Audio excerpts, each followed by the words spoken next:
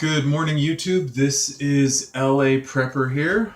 Gonna do a short video on maybe just one topic. What is stopping you from prepping? Or why aren't you prepping more? Or why aren't your preps at the level that they need to be? I'm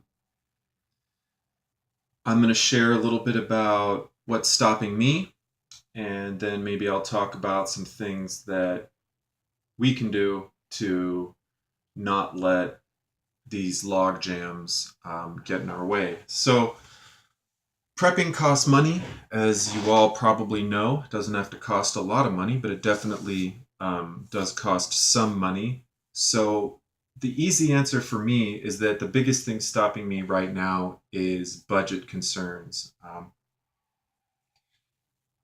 I have a fixed income right now. It's more than enough for me to live comfortably. It's even enough for me to throw in a little bit of prepping here and there, a little bit of extra water, a little bit of extra food. Um, I have to admit that this summer I have undergone a couple of different projects which weren't really related. Well, they're not directly related to prepping, that did cost some money that I would have potentially liked to have put towards prepping. One of them is I am still working on building kind of a sailboat contraption with a windsurfing board and two surfboards, not just for my own entertainment, but I'm studying to be an engineer, so I wanted to show potential employers that I can put a project together. So that's cost me at least about $300 plus a little bit of gas, fair amount of gas, materials, time, energy, probably about $400, not including my time. So that's $400 that could have gone to preps, but I do expect the sailboat is going to pay for itself in not only when I sell it. I do plan on selling it. It is actually a registered water vessel, which is another story. Not a very interesting story. The DMV hadn't assigned a new hull number in a while, so it confused them a little bit. But the reason that I thought it was a good use of money, like I said, is it's going to help me get a job. And once I have a full time job, my budget will go from like here to here as far as how much I can spend on preps. Also, was working a little bit on a skateboard, a windsurfing skateboard, or a land skating or a land surfing board, whatever you want to call it. Ultimately, sold that, not really at a profit, but it was just kind of taking up space. So and I also this summer bought a firearm and bought some ammo and have gone to the range a couple times. So, certainly I've had some big expenditures. As far as on the income side, I do part time handyman work. It's been really slow the last couple of weeks. Shame on me. I haven't been as good about updating my blog. Maybe I'll try to remember to do that before the day is done. Haven't blogged since August. Wow, that's not good. Um, so I am also looking for full time work presently. Even though I am going to school full time, I'm only going to class at night. So I do have. Don't think that I'm just sitting at home surfing the internet all day. I definitely try to avoid wasting time like that.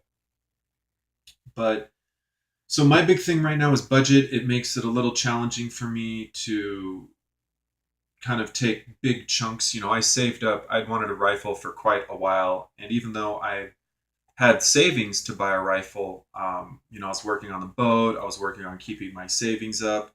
I had a very strict discipline as far as, this is what's in my savings. I never want that to go down. Ideally, I'd like it to grow, but I'm really not taking in enough money right now to be throwing hundreds of dollars into my savings every month.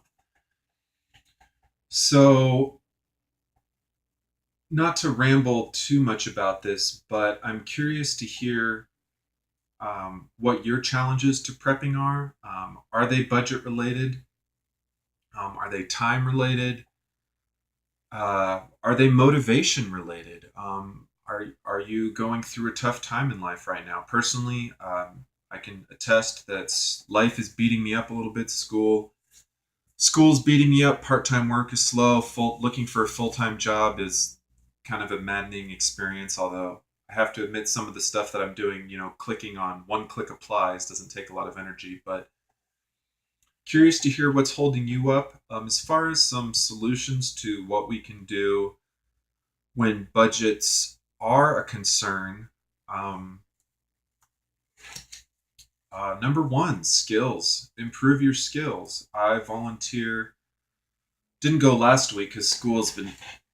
I volunteer on a weekday. I might need to change that to a weekend when I don't have school going on. But one thing I've been working on is improving my skills. I volunteer at a museum, a military museum that restores old military vehicles, but we also do work around the yard, on the golf cart or the forklift or any, chainsaws, any variety of machines that we need to work on, to keep the museum and the grounds up and running. So, how does that relate to prepping? Well, there's no difference between fixing a chainsaw at the end of the world and fixing a chainsaw in your normal day-to-day affairs. The chainsaw doesn't care whether or not the power's on. Chainsaw doesn't care who the president is. Um, so one thing that doesn't cost you any money is volunteering. I'm really fortunate that I found a volunteer opportunity that puts my mechanical skills to use. I have done things like volunteer in food kitchens, and while I am passionate about helping those in need, um, I'm also a strong believer that we have to, in order to benefit society most, it makes the most sense to contribute, in a way that plays to your contributory advantage, or your competitive advantage, which means that if I can work on a chainsaw, if I only volunteer, 4 hours a month, or let's say, I like 2.5 hours, to like 10 hours a month, I could volunteer for 10 hours a month passing out food or organizing food, or I could volunteer 10 hours a month fixing forklifts. Now, the thing is, anyone can pass out food. Anyone can organize cans, but not anyone can fix a chainsaw. So, in my mind, it makes more sense for me to spend time working on the chainsaw and let someone else who doesn't have chainsaw skills, maybe pass out food. Now, if someone that doesn't have mechanical skills comes to the museum, we love it. The curator of the museum and one of my good friends who I volunteer with have spent time and energy helping dozens, if not probably hundreds, of young men and women, and even young adults, learn about how to fix things, how to repair things, how to keep things maintained. So that's my number one thing. Get some skills. Skills can be free. You can watch YouTube videos on anything from basic first aid to how to get a job to, how to organize your preps, and on and on and on. So if you don't have money, try to improve your skills. Community. Get connected with your community, whether that's going to a meetup, starting a meetup, maybe posting something on a forum, Reddit, or making a YouTube video. I'm not crazy enough to think that, me making a video is going to have that much of a fundamental impact to my 6 or 7 subscribers, but that's not really why I do it. I do it because I enjoy it, because I want to reach out to the community. I want other people that prep to know that they're not alone, and so that, other people can relate to my specific situation. Preppers that are unemployed, preppers that are on a budget, preppers that are full-time students, preppers that have mechanical skills, or preppers that don't have mechanical skills, preppers that live in an apartment, live in the city, live in a city with 10 million people in the surrounding area. So we all have things to learn from each other, whether it's what your favorite hatchet is to what your favorite freeze-dried food is. So if you don't have a lot of money, try to get involved in the community, and that's a really great way to increase, your long-term your long-term odds for survival. Fitness, staying in good shape. I guess there's some videos out about, if you're fat, should you prep? Or should you lose weight before you start prepping? It's silly stuff like that. You know, that's all fun to do tongue-in-cheek videos like that, but fitness is important. And I say that, it's not like a good camera angle. I know, kind of like a skinny, tall guy, but I am pretty active. Mostly school forces me to be active as of late. From where I park my bike to the kind of the main level of campus is about 160 stairs. So I do that 4 times a week. It's about 20 stairs up to my one class, which is twice a week, and it's about 40 stairs up to my other class, which is twice a week. So that's 4 16s are 640 plus 40 plus 80.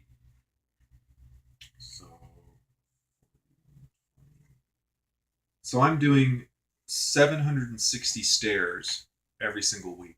I also ride my bike to school, which is, about a mile each way, 4 times a week. So that's 760 stairs, riding a bike, 8 miles a week. Now, that's not a huge amount of physical activity, but it's definitely enough to keep me at least in sort of a modicum of shape. I mean, my body type is such that it's hard for me to put on weight, but how fat or how skinny you are is not an indication of how healthy you are. Um, Eating right, trying to stay active, taking care of your mind, body, and soul. Um, Fitness is an all-encompassing thing. That's not just how many calories you burn. It's what you eat. It's what types of food you eat, how often you eat. I could talk about my opinions on fitness for a while, but I'm not a nutritionist. I'm not a doctor, so I'll just say if you feel like you can't prep because you can't go out and buy that $50 knife you really want, put your backpack on, go for a walk, go for a ride, do some push-ups. A little bit of fitness is gonna just pay for itself in so many ways. Organization. Um, Organizing doesn't have to cost money. It could be just going through all your stuff, emptying out a closet. I do that somewhat regularly, usually when I'm procrastinating homework or other things.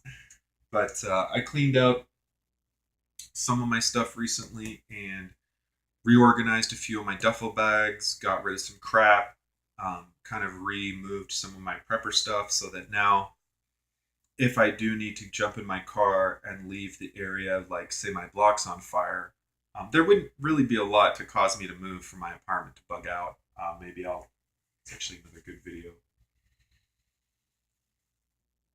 But, you know, in an hour or so of prepping, I changed my situation from, you know, throwing stuff into my car and hoping I have everything I need to, grab my rifle, grab my bug out bag, grab a few duffel bags, throw some food in one of them, um, and I'm out.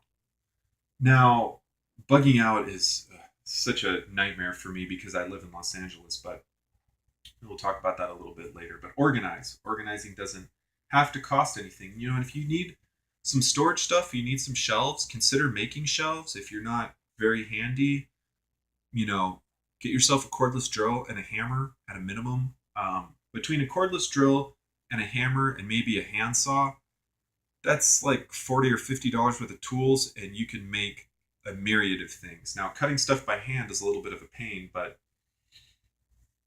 organizing doesn't have to cost a lot of money. Even a few cardboard boxes are better than stuff just piled up. So number 5,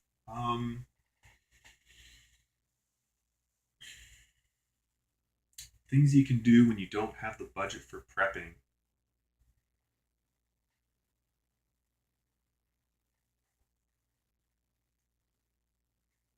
I'm going to say practice. So number 1 was skills, but I'll call that learn skills. I'll leave number 5 as practice skills. Whether it's how to set up your tent, how to start a fire, how to take an alternative route out of town, even, hiking, going for a hike, practicing navigation, orienteering, One thing that I do at night sometimes is, and I know where the North Star is, and that's kind of like the big, celestial navigation thing. But sometimes at night, I'll just look up at the sky and say, okay, that's Orion. What position is it in right now?